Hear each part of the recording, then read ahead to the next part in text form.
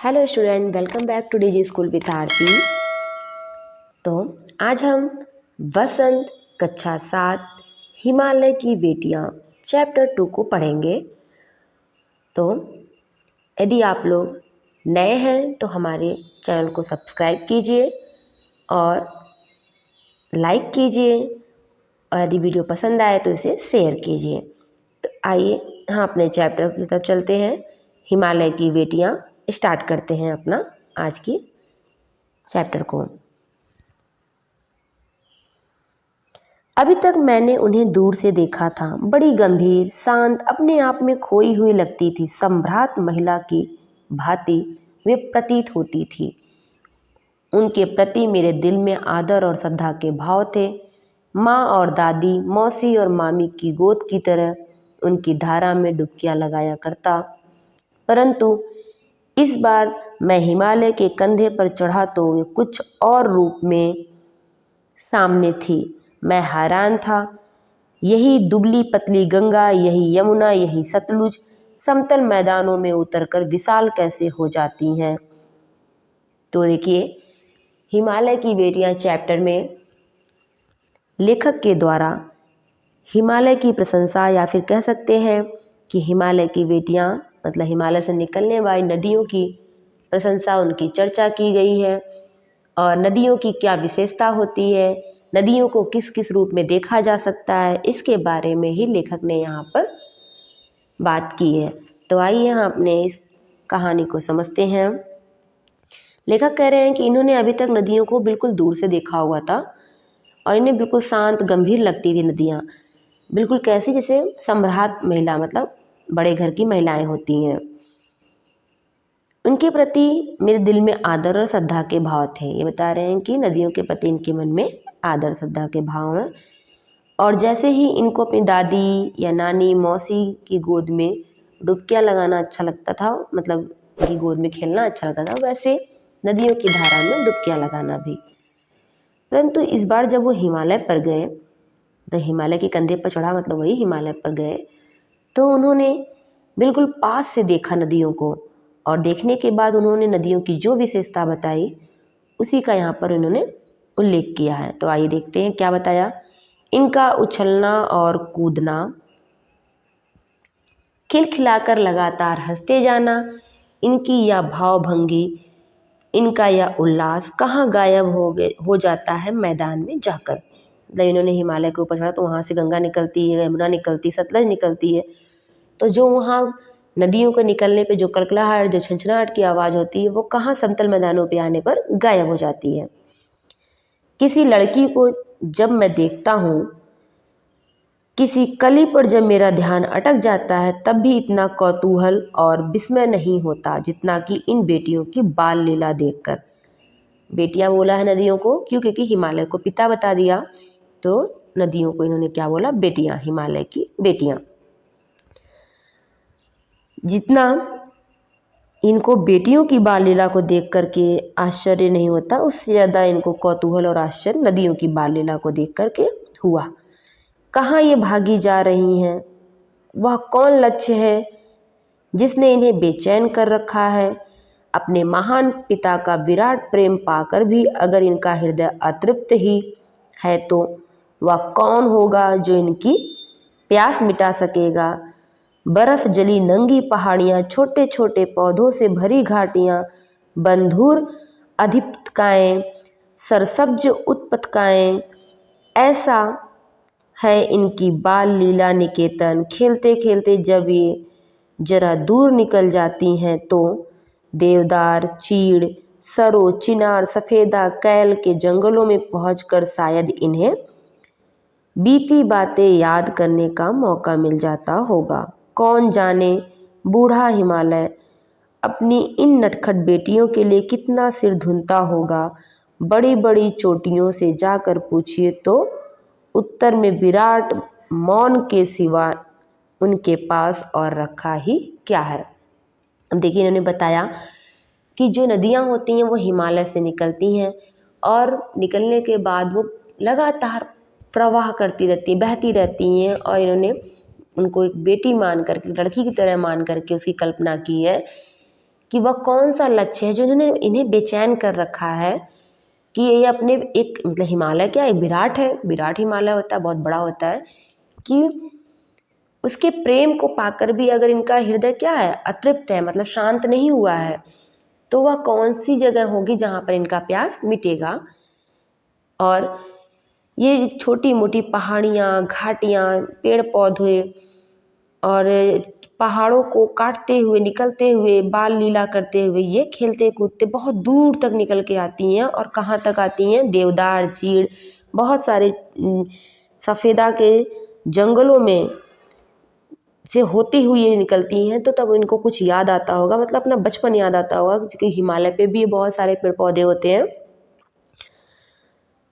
तो उन्हें ये सारी लीलाओं का यहाँ पर जिक्र किया है नदियों की, कि बड़ी बड़ी चोटियों से जाकर पूछिए तो उत्तर में विराट मौन के सिवा, न हिमालय जो है बिल्कुल शांत है, के सिवा उनके पास और रखा ही क्या है।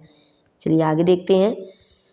सिंधु और ब्रह्मपुत्र ये दो ऐसे नाम हैं जिनके सुनते ही रावी, सतलुज, ब्यास, चेनाब, झेलम, काबुल ये नदियों की क्या हैं आपकी?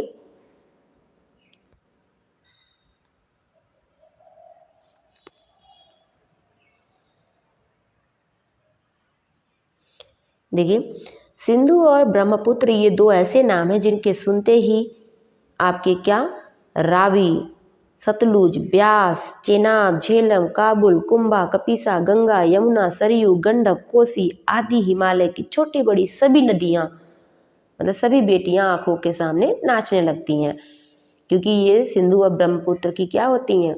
सहायक नदियाँ होती हैं, उनमें जाकर के मिल जाती हैं। वास्तव में सिंधु और ब्रह्मपुत्र स्वयं कुछ नहीं है। दयालु हिमालय के पिघले हुए दिल की एक एक बूंद ना जाने कब से इकट्ठा हो होकर इन दो महानदों के रूप में समुद्र की ओर प्रभावित होती रही है। कहना ये चाह रहे हैं लेखक यहाँ पर कि सिंधु और ब्रह्मपुत्र भी कुछ नहीं है हिमालय के आगे। क्यों? क्योंकि हिमालय का बर्फ पिघल पिघल के नदियों को एक एक बूंद जो है वो कब से इकट्ठा होती है और वो नदियों का रूप लेकर लास्ट में जाके कहाँ समुद्र में मिल जाती है। कितना सौभाग्यशाली है वह समुद्र जिसे पर्वतराज हिमालय की इन दो बेटियों का हाथ पकड़ने का श्रेय मिला, क्योंकि ये जाकर कहाँ मिल जाते हैं? समुद्र में मिल जाती हैं। जिन्होंने मैदानों में इन दो नदियों को देखा होगा उनके ख्याल में शायद ही यह बात आ सके कि बूढ़े हिमालय की गोद में बच्चियां बनकर ये कैसे खेला करती हैं। माँ बाप की गोद में नंग धड़ंग होकर खेलने वाली इन बालिकाओं का रूप पहाड़ी आदमियों के लिए आकर्षक भले ना हो, लेकिन मुझे तो ऐसा लुभावना प्रतीत हुआ वह रूप की हिमालय को ससुर और समुद्र को उनका दामाद कहने में कुछ भी झिझक नहीं होती है। का कहना ये है कि हिमालय क्या है? इनके पिता हैं और ये अपने पिता की गोद में नंग धड़ंग से बच्चे होते हैं, खेलते हैं। वैसे ही ये नदियाँ भी हिमालय की गोद में बच्चियाँ बन के खेलती हैं और फिर ये धीरे धीरे जा कर के खेलते खेलते कहाँ जा कर के मिल जाती हैं? समुद्र से मिल जाती हैं। इसलिए समुद्र को इन्होंने क्या बताया है? हिमालय का दामाद, मतलब नदियाँ वहाँ पे जाके मिलती हैं, समुद्र उनका हाथ पकड़ता है, इसलिए इनको दामाद रूप में लिया है लेखक ने। कालिदास के विरही यक्ष ने अपने मेघदूत से कहा, बेत्रवती, बेतवा नदी, बेत्रवती मतलब बेतवा नदी है, का प्रेम नदी को प्रेम का प्रतिदान देते जाना, तुम्हारी वह प्रेयसी तुम्हें पाकर अवश्य ही प्रसन्न होगी। कालिदास ने मतलब विरही यक्ष से अपने मेघदूत से कहा था। कालिदास की जो आपकी रचना है उसमें आपको मिलेगा ये कि यक्ष ने मेघदूत से कहा था कि नदी को प्रेम का प्रतिदान देते जाना, तुम्हारी यह प्रेयसी तुम्हें पाकर अवश्य ही प्रसन्न होगी। यह बात इन चंचल नदियों को देखकर मुझे अचानक याद आ गई और सोचा कि शायद उस महाकवि को भी नदियों का सचेतन रूपक पसंद था। मतलब कि कालिदास ने भी नदी को उपमा के रूप में लिया था, जैसे कि ये लेखक नदी को एक उपमा दे रहे हैं बेटी की, ठीक है। उन्होंने प्रेयसी की उपमा दी थी।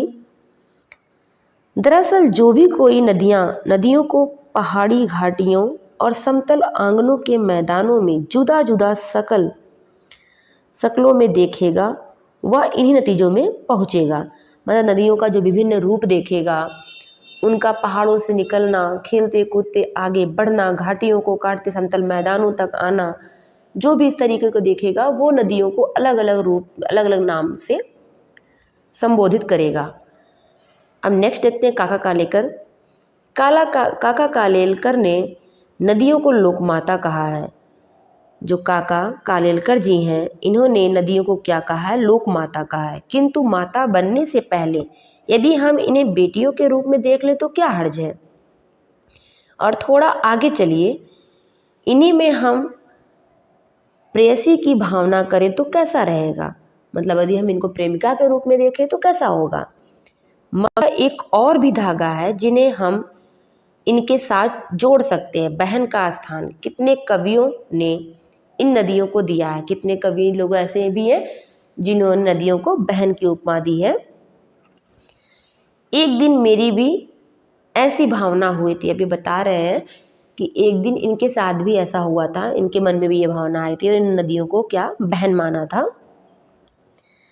थोलिंड ये स्थान है कहाँ पे? तिब्बत में। थोलिंड तिब्बत की बात है। मन उचट गया था, तबीयत ढीली थी। सतलुज के किनारे जाकर बैठ गया। दोपहर का समय था। पैर लटका दिए पानी में। सतलुज आपकी कहाँ? तिब्बत में भी है। और ये बता रहे हैं कि सतलुज नदी के किनारे जाकर के बैठ गए और दोपहर का समय था, पैर पानी में लटका दिए। थोड़ी ही देर में उस प्रगतिशील जल ने असर डाला। ठंडा जल था और जल में जैसे भी आप पैर डालेंगे आपकी थकान दूर होने लगेगी। तो यहाँ पे लेखक बता रहे हैं कि उस जल में पैर डालने से इनकी क्या है? थकान दूर होने लगी।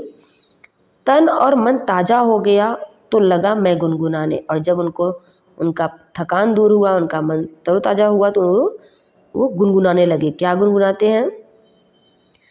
जय हो सतलज बहन तुम्हारी, लीला अचरज बहन तुम्हारी, हुआ मुदित मन हटा खुमारी, जाऊं मैं तुम पर बलिहारी, तुम बेटी या बाप हिमालय, चिंतित है चुपचाप हिमालय, प्रकृति नटी के चित्रित पट पर, अनुपम अद्भुत छाप हिमालय, जय हो सतलज बहन तुम्हारी। तो देखिए यहाँ पर आपकी जो लेखक हैं इस नदी हिमालय की बेटियों के, वो हैं नागार्जुन जी। और इन्होंने बताया है कि अलग अलग कवि, अलग अलग लेखकों नदियों को अलग अलग उपमा दी है, उसको अलग अलग रूपों में देखा है। उसी में आपके विभिन्न प्रकार के कवियों ने कोई इसे प्रेयसी के रूप में देखा है, जैसे कालिदास की जो विरहणी के रूप में देखा, प्रेयसी के रूप में देखा। वैसे ही काका कालेकर ने इनको लोकमाता के रूप में देखा। वैसे ही आपके नागार्जुन जी ने इनको बहन के रूप में देखा। क्यों? क्योंकि जब भी एक भाई जो होता है कभी कहीं से थक हार के आता है तो बहन क्या करती है? उनके लिए ठंडा पानी ले आती है, उसमें पैर को डाल के पैर को धुलती है। वैसे ही जब भी थके होते हैं, कहाँ पर? तिब्बत में, तो सतलुज नदी के किनारे जाते हैं और पानी में अपना पैर डाल देते हैं और कुछ देर बाद इनको क्या होता है? उससे काफ़ी आराम मिलता है। और जब इन्हें आराम मिलता है तो वो वहाँ पर एक कविता की लाइन गुनगुनाते हैं, जय हो सतलज बहन तुम्हारी, लीला अचरज बहन तुम्हारी, कि तुम्हारी लीला क्या है? अचरज, अचंभित करने वाली है। हुआ मुदित, मतलब मेरा मन मुदित हुआ और जो खुमारी, जो थकान थी वो दूर हुई, इसलिए मैं तुम पर क्या बलिहारी जा रहा हूँ। तुम बेटी व बाप हिमालय, तुम क्या हो? बेटी हो और हिमालय क्या? तुम्हारा बाप है। चिंतित पर चुपचाप हिमालय, लेकिन तुम क्या है? कलकल करती हुई बहती हो, लेकिन हिमालय बिल्कुल चुपचाप खड़ा है। प्रकृति नटी के चित्रित पट पर, अनुपम अद्भुत छाप हिमालय। और जो प्रकृति है, प्रकृति रूपी नटी में क्या है? हमारा हिमालय क्या है? बिल्कुल चुपचाप है। और अनुपम अद्भुत छाप हिमालय, जय हो सतलज बहन तुम्हारी, इसलिए तुम्हारी क्या है? सतलज बहन जय हो। तो ये थी हमारी आज की कहानी, क्या? हिमालय की बेटियां, जो किसने लिखा है? नागार्जुन जी ने लिखा है। तो इससे जो क्वेश्चन आंसर आपके प्रश्न अभ्यास दिए हुए हैं हिमालय की बेटियां में, उसे हम अपने नेक्स्ट क्लास में करेंगे। आपको क्लास कैसा लगा? यदि अच्छा लगा हो तो लाइक करें, वीडियो को अभी तक यदि आपने मेरे चैनल को सब्सक्राइब नहीं किया है तो चैनल को सब्सक्राइब कीजिए और वीडियो को शेयर कीजिए, जिससे आने वाला हर नोटिफिकेशन आपको मिल सके और आपसे दूसरों को भी हेल्प मिल सके। तो चलिए, क्योंकि आपका लाइक और शेयर ये हमारे लिए मोटिवेशन का काम करता है। तो चलिए बच्चों, आज के लिए बस इतना ही। Okay, thank you.